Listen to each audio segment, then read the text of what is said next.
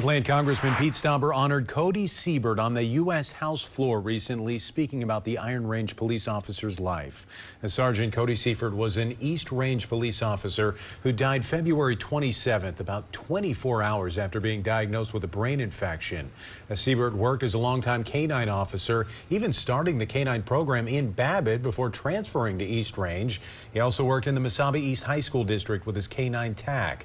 Those who knew him said Siebert had a gift connecting with others, especially students. Cody's sudden and unfortunate passing has left a void that can never be filled in his department, in the schools and community he served, and most of all, in the lives of his family. But the impact he made through his service and kindness will endure forever. Cody was 33 years old and leaves behind a wife and 2 young boys.